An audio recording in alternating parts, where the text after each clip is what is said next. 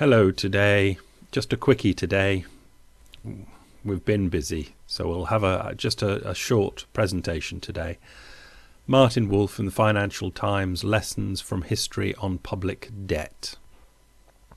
What happens if a large, high-income economy, burdened with high levels of debt and an overvalued fixed exchange rate, attempts to lower the debt and regain competitiveness?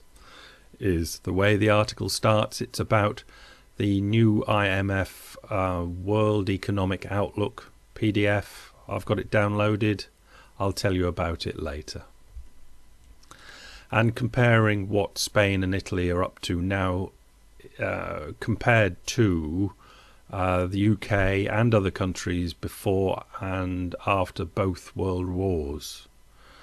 Drawing comparisons, etc., and basically says you can't be tight, you've got to be absolutely loose with money or you run into a depression.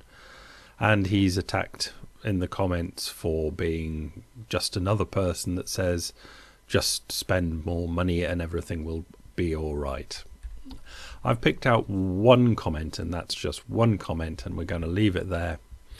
Daniel21, who writes, "A debt crisis is the result, not the cause, of economic stagnation." And we'll come back to that.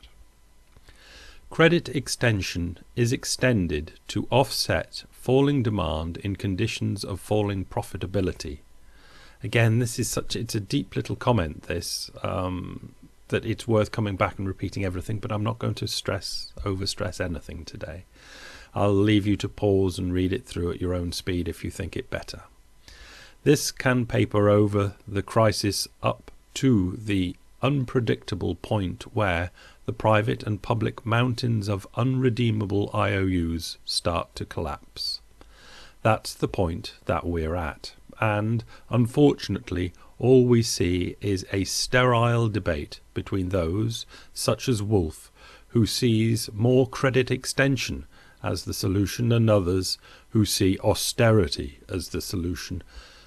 Neither will work.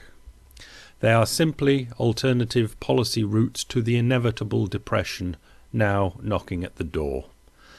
The debt crisis lays bare the inconvenient truth that the Western economies have squandered much of their capital on really bad consumer loans, mainly real estate, and state spending just to keep people in housing, to pay their rent for them and buy them food, etc. It was a good night out. Time, gentlemen, please.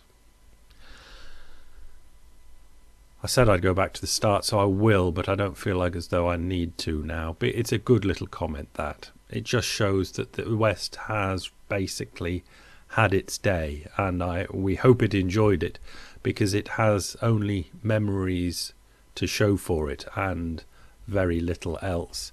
But as he starts with, a debt crisis is the result, not the cause, of economic stagnation. A debt crisis, that's what we've got now, is the result. It happens after economic stagnation. It doesn't cause economic stagnation. What he's trying to say, and in a way I disagree, but in a way he's making a very good point. It's not the debt crisis that we have now that is causing the economic stagnation. Economic stagnation has been with us, well, it's been coming on for 30 years, but it's been solid and hard since the dot-com crash in 2000.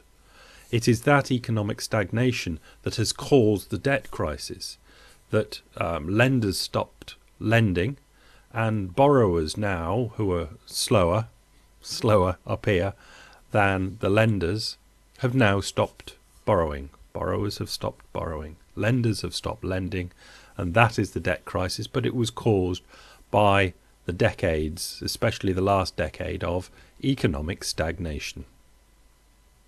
And now they're just compounding on each other. That's it. I could go on, but I won't. Ciao.